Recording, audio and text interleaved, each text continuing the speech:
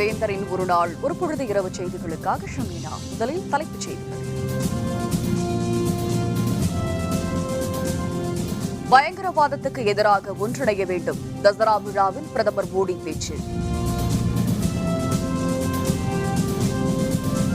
காஷ்மீரில் தொடர்ந்து இரண்டாவது நாளாக சண்டை நீடிப்பு, பதுங்கியுள்ள தீவிரவாதிகளை பிடிக்க தாக்குதல். காவிரி வல்லுநர் குழுவுடன் தலைமை செயலர் சந்திப்பு, தமிழகத்தின் நீர் தேவை பற்றி வலியுறுத்தல். விஜயதசமி திருநாள் கொண்டாட்டம், குழந்தைகளுக்கு வித்யாரம்பம் தொடங்கப்பட்டது.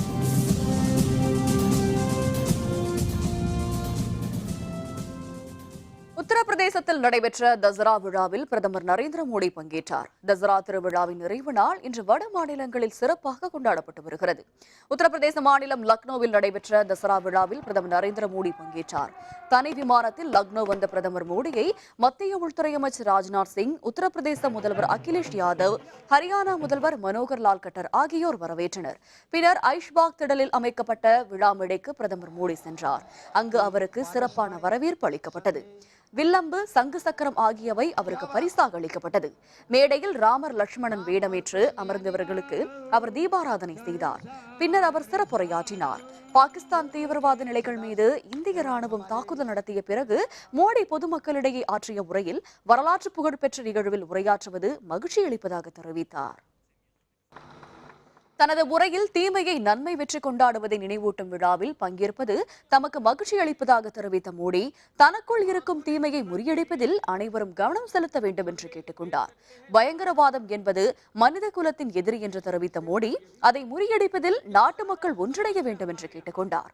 பயங்கரவாதத்துக்கு எல்லைகள் கிடையாது என்று குறிப்பிட்ட பிரதமர் மோடி, அதனை எதிர்த்து போராடி மனித இனத்தை காப்பாற்ற வேண்டும் என்று வலியுறுத்தினார். ராமாயணத்தில் வரும் ஜடாயு கதாபாத்திரம் பயங்கரவாதத்தை எதிர்த்து போராடிய முதல் போராளி என்று மோடி குறிப்பிட்டார்.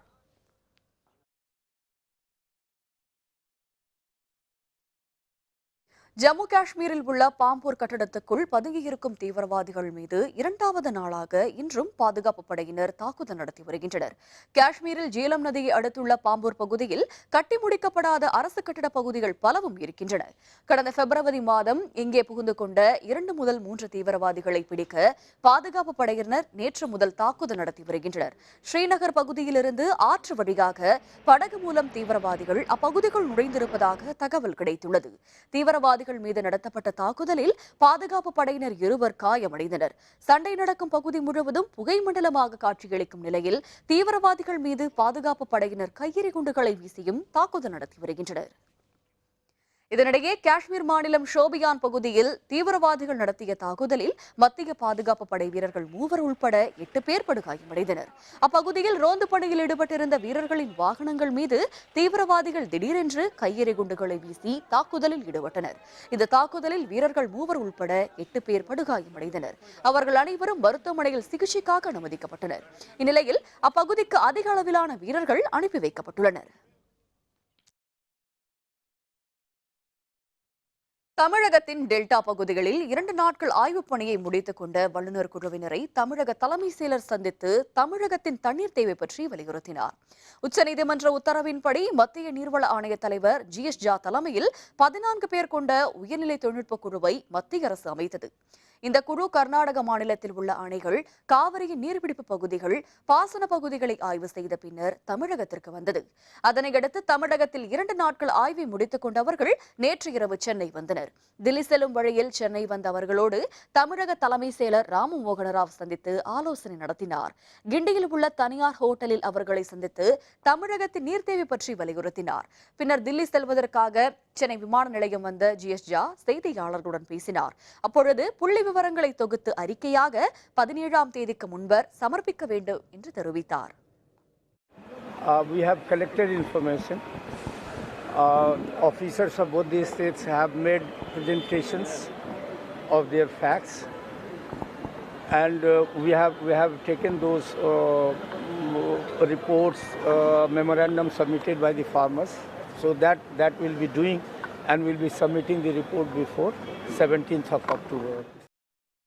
தமிழக முதல்வர் ஜெயலலிதாவின் உடல்நிலை குறித்து வலைதளங்களில் வதந்தி பரப்புவோரை கண்காணிக்க 10 பேர் கொண்ட குழு அமைக்கப்பட்டுள்ளது. உடல்நலக்குறைவு காரணமாக கடந்த மாதம் 22ஆம் தேதி சென்னை அப்போலோ மருத்துவமனையில் அனுமதிக்கப்பட்ட முதல்வர் ஜெயலலிதாவுக்கு மருத்துவர்கள் தொடர்ந்து சிகிச்சை அளித்து வருகிறார். அவருடைய உடல்நிலை குறித்து மருத்துவமனை நிர்வாகம் அவ்வப்பொழுது மருத்துவ அறிக்கையும் வெளியிட்டு வருகிறது. இந்நிலையில் முதல்வரின் உடல்நிலை குறித்து பேஸ்புக், ட்விட்டர், வாட்ஸ்அப் போன்ற வலைதளங்களில் சிலர் தவறான வதந்திகளை பரப்பி வருகிறார்கள். இது தொடர்பாக அளிக்கப்பட்ட புகார்களின் பெயரில் இதுவரை 43 வழக்குகள் சென்னை மத்திய குற்றப்பிரிவில் பதிவு செய்யப்பட்டுள்ளது. வதந்தி பரப்பிய நாமக்கல் மற்றும் மதுரையைச் சேர்ந்த இருவர் கைது செய்யப்பட்டனர். இந்நிலையில் முதல்வர் உடல்நிலை குறித்து இணையதளங்களில் வதந்தி பரப்புவோரை கண்காணிக்க தகவல் தொழில்நுட்ப வல்லுநர்கள் 10 பேர் கொண்ட குழு அமைக்கப்பட்டுள்ளது. முதல்வர் ஜெயலலிதா விரைவில் முழுமையாக உடல்நலம் பெற வேண்டி திருப்பதி வெங்கடாச்சலபதி கோவிலில் சிறப்பு பிரார்த்தனை செய்யப்பட்டு சிறப்பு பிரசாதத்தை அம்மாநில முதல்வர் சந்திரபாபு நாயுடு அனுப்பி வைத்துள்ளார். திருப்பதி வெங்கடாச்சலபதி கோவிலில் பிரம்மோற்சவம் இன்றுடன் முடிவடைந்தது. இந்நிலையில் முதல்வர் ஜெயலலிதா முழுமையாக உடல்நலம் பெற கோரி ஆந்திர முதல்வர் சந்திரபாபு நாயுடு சார்பில் திருப்பதி வெங்கடாச்சலபதி கோவிலில் சிறப்பு பிரார்த்தனை செய்யப்பட்டது. இந்த வழிபாடு முடிவடைந்த பின்னர் ஆந்திர முதல்வர் சார்பில் சிறப்பு பிரசாதத்தை திருப்பதி தேவஸ்தான உறுப்பினர் சேகர் சென்னை அப்போலோ மருத்துவமனைக்கு நேரில் வந்து இன்று வழங்கினார். விஜயதசமியை ஒட்டி தமிழகம் முழுவதும் குழந்தைகளுக்கு முதலாக கற்றுத்தரும் வித்யாரம்பம் விழாக்கள் நடைபெற்றன. குழந்தைகளை நெல் மற்றும் அரிசியில் அகரத்தை எழுத வைத்து பெற்றோர் கல்வியை தொடங்கி வைத்தனர். திருவாரூர் அருகே உள்ள கூத்தனூரில் கல்விக்கு அதிபதி என கூறப்படும் சரஸ்வதிக்கென தனிக்கோவில் அமைந்துள்ளது. இங்கு விஜயதசமி திருநாளான இன்று சரஸ்வதி தேவிக்கு சிறப்பு பூஜைகள் நடைபெற்றன. இதனை ஒட்டி திரளான மாணவ மாணவிகள் தாமரை மலர்களுடன் வந்து தங்கள் புத்தகம், நோட்டுகள், எழுதுகோலை வைத்து சரஸ்வதி தேவியை வழிபட்டனர். மேலும் பெற்றோர்கள் பள்ளியில் சேர உள்ள தங்கள் குழந்தைகளை அழைத்து வந்து கோவில் சந்நிதியில் அமர வைத்து நெல்லில் எழுத்துக்களை எழுத வைத்தும் பாடங்களை படிக்க வைத்தும் அழைத்துச் சென்றனர். விஜயதசமி இதில் சிறு பாலகர்களுக்கு அக்ஷராபியாசம் என்று சொல்லக்கூடிய தானியத்தில் அக்ஷரம் எழுதி அதன் பிறகு கல்விச்சாலைக்கு அனுப்புவது விசேஷம். ஆரம்ப நிலையில் உள்ள குழந்தைங்க நிறைய வந்து ஆனால் சொல்லி கொடுக்கறதுலேருந்து சரஸ்வதி கடாட்சம் கிடைக்கும் அப்படிங்கிற நம்பிக்கையில் எல்லாரும் வந்திருக்காங்க. என் பொண்ணு 3வது படிக்கிறது, அதுக்கும் அருள் கிடைக்கணுங்கிறதுக்காக தான் நாங்கள் அம்மா கிட்ட வந்து வேண்டிட்டு இருக்கேன். தில்லியில் ராம்லீலா மைதானத்தில் நடைபெற்ற விழாவில் குடியரசுத் தலைவர் பிரணாப் முகர்ஜி பங்கேற்றார். தில்லி விழாவில் குடியரசு துணைத் தலைவர் ஹமீத் அன்சாரி, முன்னாள் பிரதமர் மன்மோகன் சிங், காங்கிரஸ் தலைவர் சோனியா காந்தி, மக்களவை முன்னாள் தலைவர் மீரா குமார் உள்பட பலரும் கலந்து கொண்டனர். இந்த விழாவில் ராமர் மற்றும் லட்சுமணர் வேடம் தரித்த 2 இளைஞர்களுக்கு முன்னாள் பிரதமர் மன்மோகன் சிங், காங்கிரஸ் தலைவர் சோனியா காந்தி ஆகியோர் ஆரத்தி எடுத்து நெற்றியில் திலகமிட்டனர். பின்னர் தசரா விழாவின் முக்கிய நிகழ்வாக மைதானத்தில் வைக்கப்பட்டிருந்த ராவண உருவ பொம்மை எரிக்கப்பட்டது. தசரா விழாவை ஒட்டி கர்நாடக மாநிலம் மைசூரு நகரமே விழாக்காலம் பூண்டுள்ளது. அலங்காரம் செய்யப்பட்ட யானையின் மீது வைக்கப்பட்ட தங்க அம்பாரியில் சாமுண்டீஸ்வரி அம்மன் வீற்றிருக்க யானைகள் ஊர்வலம் நடைபெற்றது. நவராத்திரியை ஒட்டி 10 நாட்கள் நடைபெறும் இந்த தசரா விழா பன்னாட்டு அளவில் புகழ்பெற்றது. இந்த ஆண்டு 406வது தசரா விழா நடைபெற்றது. கர்நாடகத்தின் பெரும்பகுதிகளை தங்கள் வசம் வைத்திருந்த விஜயநகர பேரரசர்களால் 15ஆம் நூற்றாண்டு முதல் தசரா விழா சீரும் சிறப்புமாக கொண்டாடப்பட்டு வருகிறது. தசரா விழாவை ஒட்டி மைசூரு அரண்மனை மிகவும் சிறப்பாக அலங்கரிக்கப்பட்டிருந்தது. பிரம்மாண்ட ஏற்பாடுகள் செய்யப்பட்டிருந்தன. கொட்டும் மழைக்கு நடுவே தசரா ஊர்வலம் நடைபெற்றது. அலங்காரம் செய்யப்பட்ட யானையின் மீது வைக்கப்பட்ட தங்க அம்பாரியில் சாமுண்டீஸ்வரி அம்மன் வீற்றிருக்க ஊர்வலம் நடைபெற்றது. இதனை கர்நாடக முதல்வர் சித்தராமையா தொடங்கி வைத்தார். யானைகளை தொடர்ந்து முக்கிய வீதிகள் வழியாக அலங்கார ஊர்திகள், நடன குழுக்கள், இசைக்குழுக்கள், ஒட்டகம் மற்றும் குதிரை பட்டாளம் அணிவகுத்து சென்றதை பல்லாயிரக்கணக்கானோர் கண்டு ரசித்தனர்.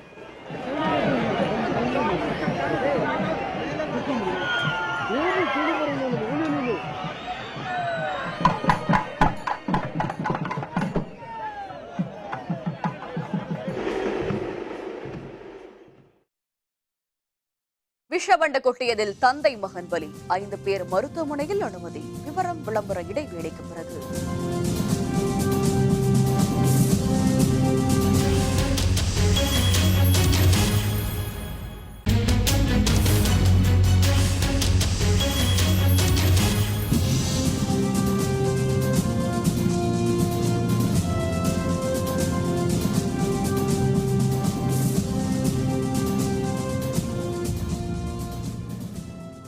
செய்திகள் தொடர்கின்றன.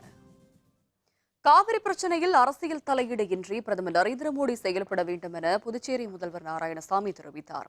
மதுரை மீனாட்சி அம்மன் கோவில் சுவாமி தரிசனம் செய்வதற்கு வந்த நாராயணசாமி பின்னர் செய்தியாளர்களுடன் பேசிய பொழுது, தமிழக அரசு காவிரியில் தண்ணீர் பெறுவதற்காக உச்சநீதிமன்றம் சென்று உத்தரவு வாங்கியும் கர்நாடக அரசு தண்ணீர் திறந்து விடுவதில் பாரபட்சமாக செயல்படுவதாக கூறினார்.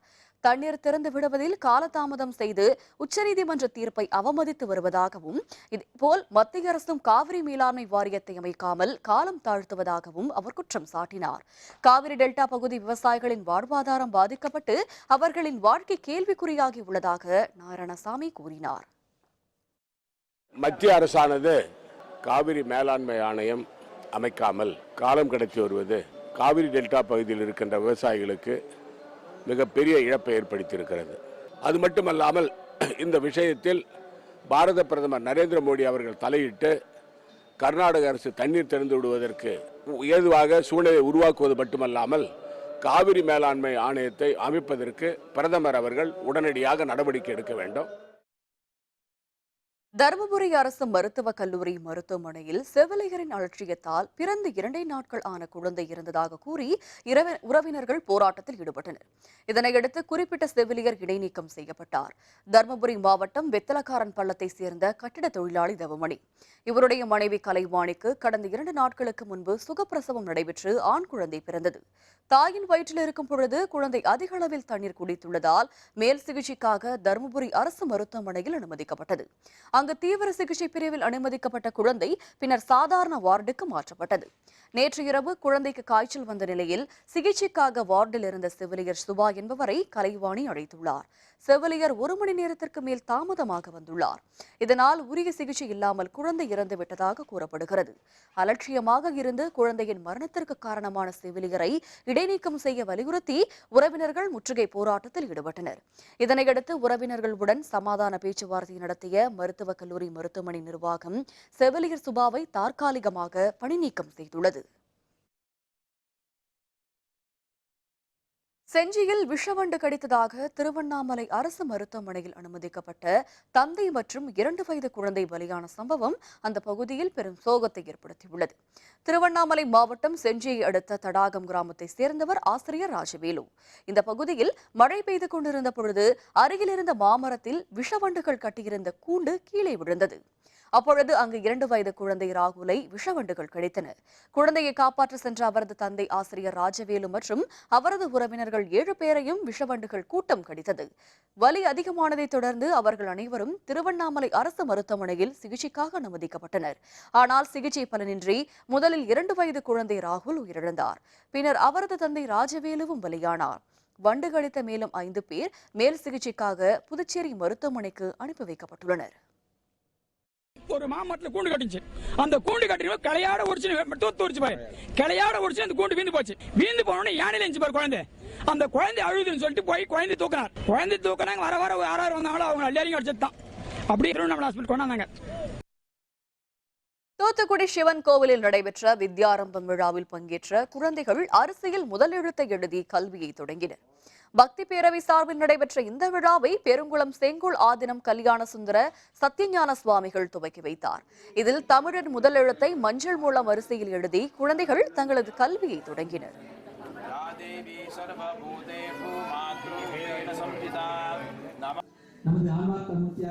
வித்யாரம்பம்ங்கிற நிகழ்ச்சி வந்துட்டு குழந்தைகளுக்காக வந்துட்டு நிகழ்த்தி கொண்டிருக்காங்க. கோயிலில் வச்சு நம்ம குழந்தைகளுக்கு கல்வியை ஆரம்பித்து கொடுக்குறேங்கிறது ஒரு நல்ல ஒரு விஷயம். அந்த ஒரு விஷயத்துக்காக தான் நாங்கள் இங்கே வந்திருக்கோம். இது இன்னும் மேலும் சிறப்பாக இன்னும் செஞ்சு இதை மாதிரி நிறைய குழந்தைகள் வந்துட்டு இதில் பயன்பெறணுங்கிறது எங்களுடைய ஆசை. கோயம்புத்தூர் நகரில் உள்ள அருள்மிகு சவுடேஸ்வரி அம்மன் கோவிலில் நடைபெற்ற கத்திப்போடும் திருவிழாவில் திரளான பக்தர்கள் கலந்து கொண்டு ரத்தம் சொட்ட சொட்ட தங்களது நேர்த்திக் கடன்களை செலுத்தினர். கோயம்புத்தூர் டவுன் ஹால் அருகே உள்ள ராமலிங்க சவுடேஸ்வரி அம்மன் கோவிலும் ஆண்டுதோறும் அம்மனை அழைக்க இந்த கோவிலுக்கு பாத்தியப்பட்ட 15 செட்டிமை மக்கள் கத்திப்போடும் திருவிழாவை நடத்தினர்.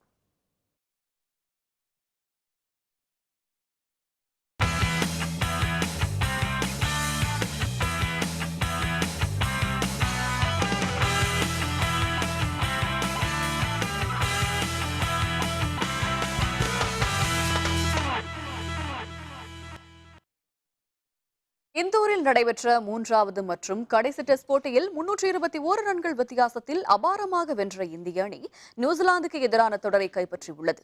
மத்திய பிரதேச மாநிலம் இந்தூரில் நடைபெற்ற போட்டியில் இந்திய அணி முதல் இன்னிங்ஸில் 5 விக்கெட் இழப்பிற்கு 557 ரன்களை எடுத்து டிக்ளேர் செய்தது. தொடர்ந்து விளையாடிய நியூசிலாந்து அணி 299 ரன்களுக்கு ஆட்டமிழந்த நிலையில் இரண்டாவது இன்னிங்ஸை தொடங்கிய இந்திய அணியில் முரளி விஜய் 19 ரன்களிலும் கம்பீர் 50 ரன்களிலும் ஆட்டமிழந்தனர். எனினும் மறுபுறம் நிதானமாக விளையாடிய சட்டீஸ்வர் புஜாரா சதமடித்து அசத்தினார். இரண்டாவது இன்னிங்ஸில் 3 விக்கெட்டிற்கு 216 ரன்கள் எடுத்திருந்த நிலையில் இந்திய அணி டிக்ளேர் செய்தது. 475 ரன்களை எடுத்தால் வெற்றி என்ற இலக்குடன் களமிறங்கிய நியூசிலாந்து அணியால் இந்திய வீரர்களின் பந்துவீச்சை சமாளிக்க இயலாமல் 44.5 ஓவரில் 10 விக்கெட் இழப்பிற்கு 153 ரன்களை மட்டுமே எடுத்தது. இதனையடுத்து இந்திய அணி 321 ரன்கள் வித்தியாசத்தில் வெற்றி பெற்றது. நியூசிலாந்து அணிக்கு எதிராக 3-0 என்ற கணக்கில் டெஸ்ட் போட்டிகளில் வென்று இந்திய அணி மீண்டும் தரவரிசையில் முதலிடம் பெற்றுள்ளது. இந்திய அணிக்கு டெஸ்ட் சாம்பியன்ஷிப் கோப்பை வழங்கப்பட்டது. இந்த போட்டியில் 2 இன்னிங்ஸிலும் சேர்த்து 13 விக்கெட்டுகளை கைப்பற்றிய இந்திய வீரர் அஸ்வினுக்கு ஆட்ட நாயகன் விருதும் தொடர் நாயகன் விருதும் வழங்கப்பட்டது.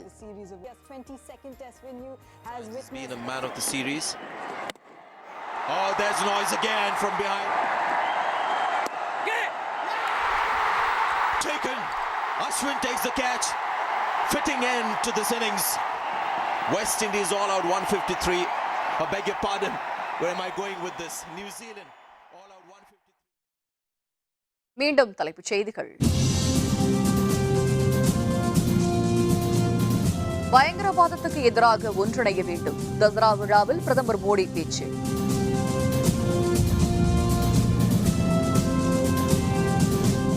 காஷ்மீரில் தொடர்ந்து 2வது நாளாக சண்டை நீடிப்பு. பதுங்கியுள்ள தீவிரவாதிகளை பிடிக்க தாக்குதல்.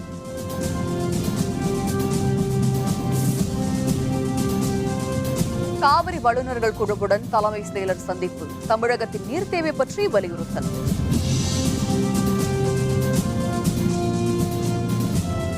விஜயதசமி திருநாள் கொண்டாட்டம். குழந்தைகளுக்கு வித்யாரம்பம் தொடங்கப்பட்டது.